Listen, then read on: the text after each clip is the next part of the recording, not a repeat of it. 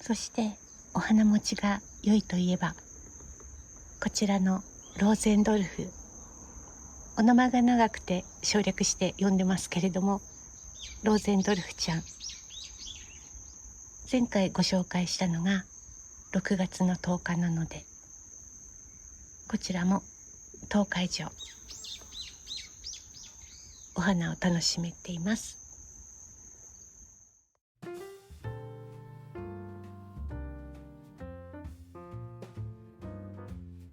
はい、この子はお名前の長いローゼンドルフちゃんです。この子も春に少し返り咲く程度で、この季節限定のお花です。ゆったりと咲いていて、とても好きな感じのバラです。お花を近づけてもちょっと香りは分かりませんが、お色もとても素敵ですし、この大きいお花がなんとも優雅な感じがします。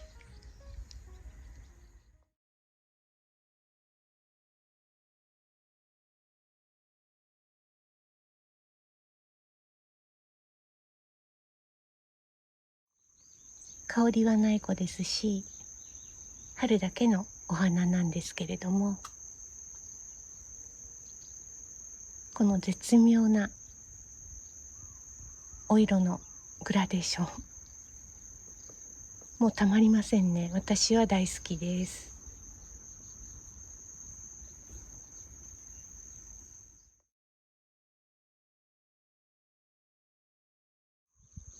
全体像としてはこんな感じです。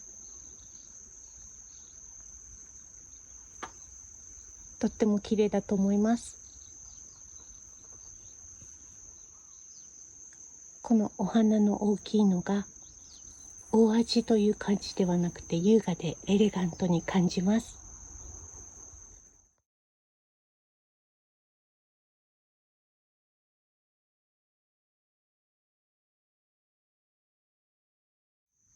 はい、そしてこちらウィリアム・クリスティの2015もものすごいお花持ちです。この子は初登場が6月2日だったので、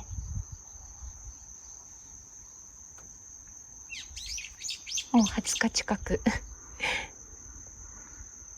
咲いてくれてます。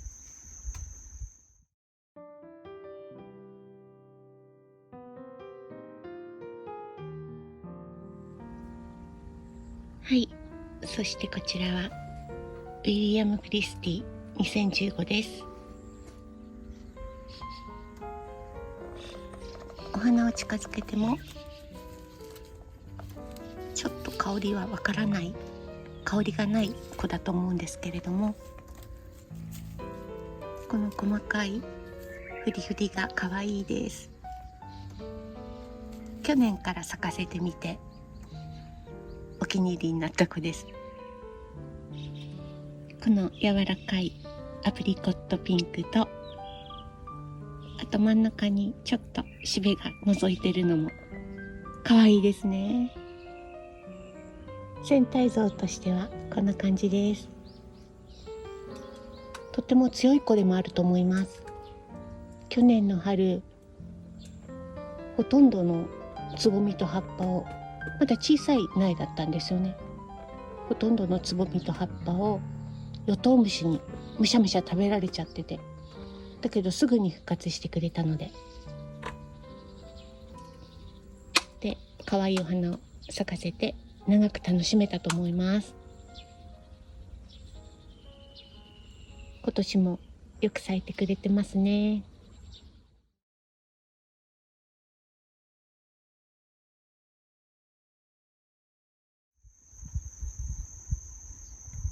このポンポンしたお花と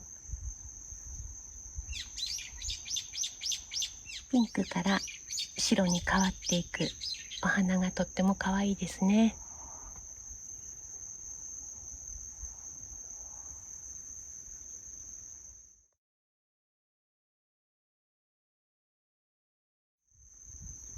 なんだか紅白まんじゅうとか和菓子を思い出しちゃいました。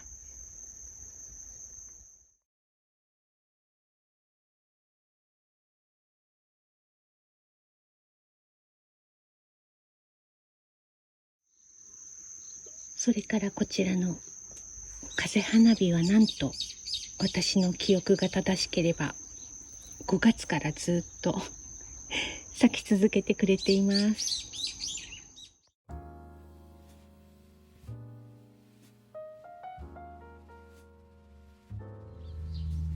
はい、そしてこちらは風花火です。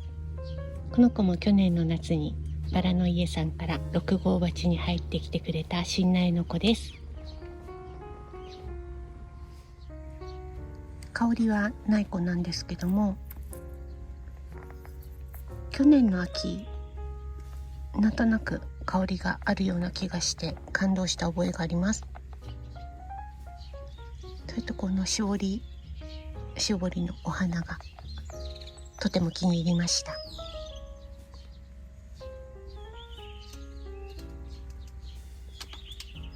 日本的な感じがするバラだと思います。全体像としてはこんな感じです。上の方にもまだまだつぼみがたくさんあります。よく育ってくれてて嬉しいです。去年は夏にバラの家さんから来てくれてから秋の終わりまで次々とお花をつけてくれて咲いてくれた子です。多分今年もそのような感じで長く咲いてくれるんじゃないかと期待してるんですけども、今年の春の用土替えで接ぎ木の接ぎ口に大きいコブを発見しまして、多分含種ですよね。残念なことに含種になってしまったようです。でもコブを取ってこんなに元気なので、この子もそんなにすぐ枯れたりはしないかなと思ってます。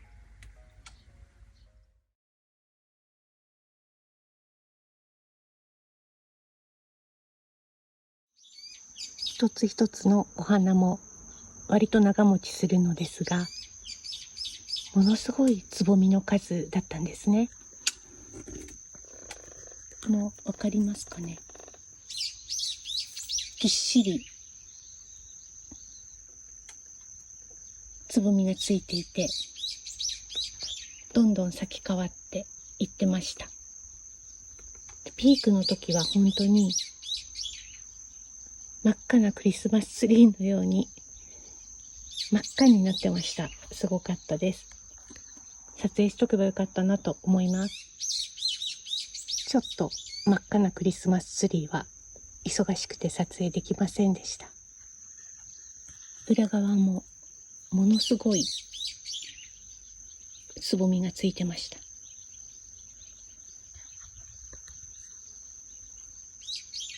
そろそろ切り戻しかなっていう感じですかね。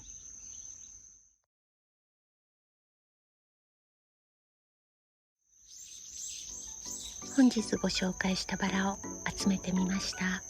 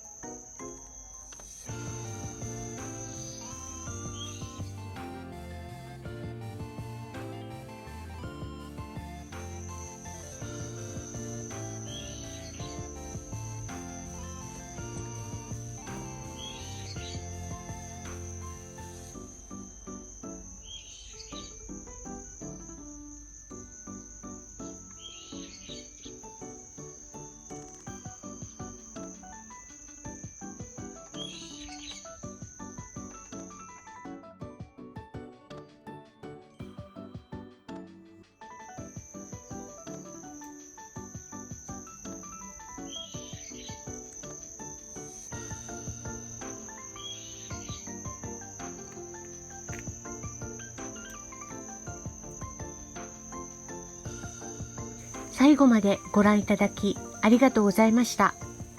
それではまた近いうちにお会いしましょう。